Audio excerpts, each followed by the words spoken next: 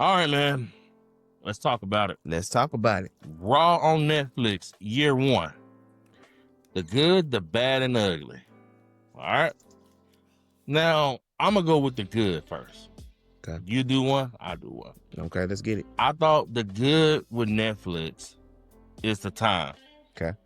When it was on USA Network, it was always 3 hours. Mm-hmm. It's going to be 3 hours no matter what. Like, that's what it was on USA. 3 hours from 8 to 11 or 7 to 10, wherever you live at. Get that revenue. Or 6 to 9, wherever you lived at. Okay. With Netflix, they could do 2 hours. They could do 2 hours and 15 minutes. Yeah. They could do 2 hours and 25 minutes. They could do 2 hours and 45 minutes. They could do 2 hours and 37 minutes. The time wasn't restraining them. They can do special episodes that fit the show, because when you in that 3 hour range, you have to come up with product for 3 hours. I mean, you have to come up with storylines and just stuff period for 3 hours. So you might have had a show written out just for 2 hours and 15 minutes. But because on USA Network you had to fill out 3 hours, you start putting filler in there. Packages and all that to fill out the time, and it felt like a drag. Mm-hmm. But with the Netflix era, 2 hours and 25 minutes, you made a show just for you. I want to say not the first one, but the second one, it was like 2 hours and 33 minutes, and I was like, wow, went by. I think that's the one with Finn Balor and Damian Priest had that street fight. Okay. Yeah, so it was like, it went by fast, very fast. And I like that. And then you have some episodes when they went 2 hours and 45 minutes. I'm like, come on. But still, they still have the choice, and I like that. So that's one of my goods. One of your goods about it. Well, I like the change in the aesthetic first. I liked that it made them kind of change the look of Raw up a little bit. Raw was starting to feel, if you think about the old Raw sets and how they used to look, when we stepped out of just the basic Titantron era and they were switching sets and all that, it's like Raw was starting to feel a little stale on the aesthetic side. So it forced them to change the look up. We got different mats. We got, even though it's crowded with advertisements, but we got different color mats, and it gives it a different feel from SmackDown. I kind of like the fact that Raw, the Netflix era, kind of brought it back as the flagship show. Yeah. Because you could tell that the writing, a lot of the heavier writing, is geared towards Raw. Yeah. And, I always make this joke about SmackDown being the UPN, my bad, of WWE. If y'all remember UPN back in the day, UPN was like where all your your African American shows, Moesha and all them went to jump the network off, and then they got kicked off the network and replaced with other shows. But it's almost like, because UPN was like secondary compared to like ABC and NBC. Yeah. So SmackDown feels like the UPN of the WWE. And I mean, that's not a bad thing, but Raw is clearly seen as the front runner again with this Netflix era. And they put a lot of emphasis into it. So, I give them props on that. Okay. The bad for me is commercials. Now, when they announced the Netflix deal and they said they're still gonna do commercials, I was kind of hesitant, because I know it wasn't gonna be like USA. Yeah. Where when USA tell you to go, you go. Like, it don't matter. Yeah. Hey, we'll be on commercial break, we'll be right back. And I don't think Netflix commercials are long as like traditional TV commercials. But they still have them. And I was one of the things that they would change up is how they go to commercials, when they go, because I feel like you have more control on the Netflix era. So you should be able to do commercials not at the end of matches, not in the middle of them. I agree. That's the bad for me. It's a commercial. I agree 100%, because I thought Netflix was going to be, if you got the right package, you don't have to worry about commercials. Exactly. So that's a pet peeve of mine too. But even still, because one of the main reasons they wanted to bring WWE because of sponsorships. Mm-hmm. So I get that you had to do commercials, but I just thought like the way that WWE would do them is it's not in the middle of matches. Yeah. Do them after the match. All right, this match is done. We'll be right back. That type of thing. Instead of it's still doing what it did on USA. Yeah. In the middle of matches, So that's my bad. That's the bad with me. What's your bad? My bad is outside of that. Mm-hmm. The fact that they try so hard sometimes that they miss the mark. Okay. Because they'll try to, catapult something. We're gonna have this match on Raw, Yeah. and then they'll do something to like ruin it, or they'll do something to where you have this 5-star match. Yeah.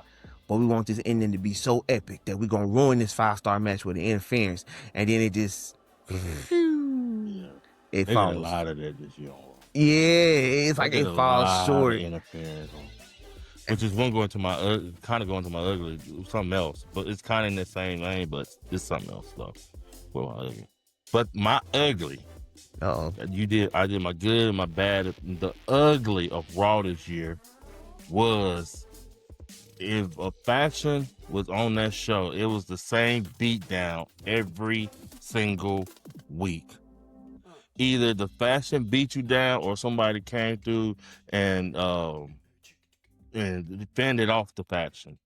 No matter what faction it was, you gonna get that faction beat down somebody every week. Yep. Mostly every week.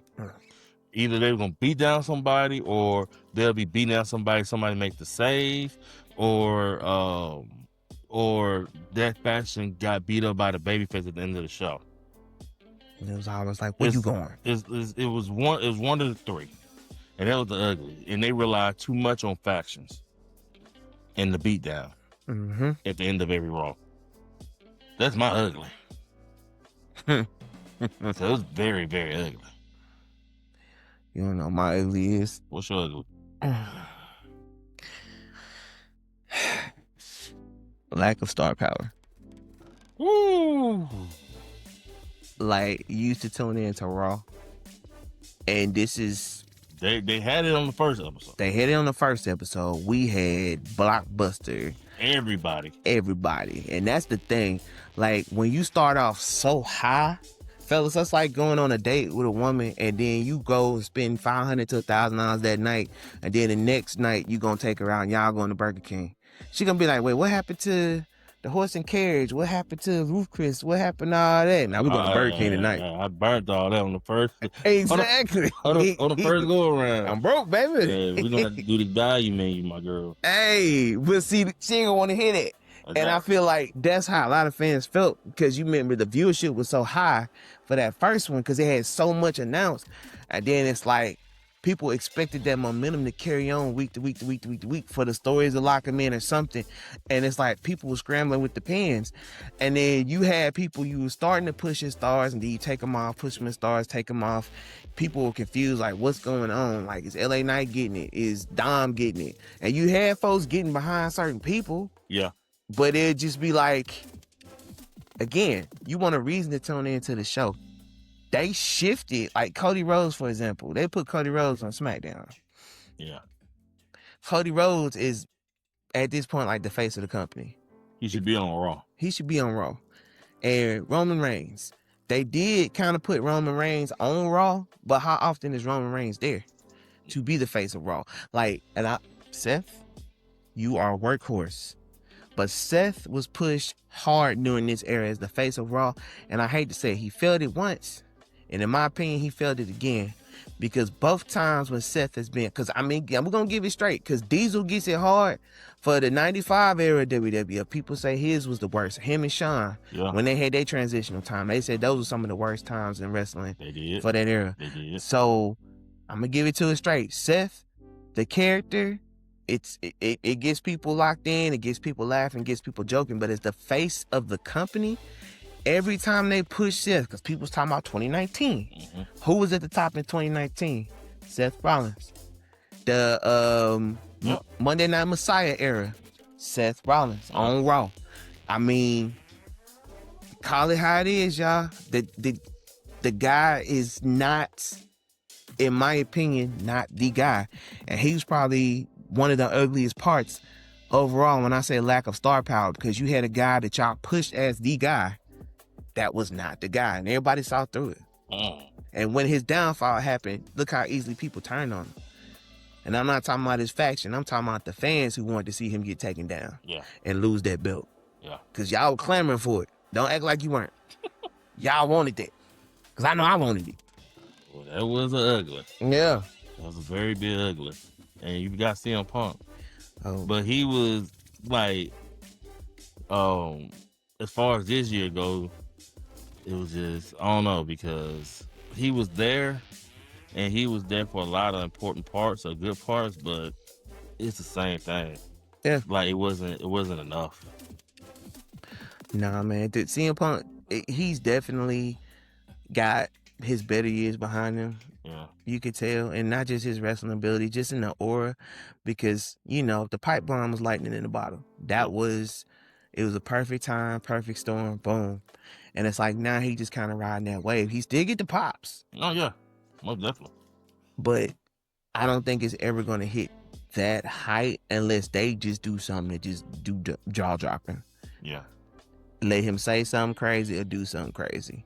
But right now, you know, let Phil do his title run, and hopefully they don't mess it up. All right, man.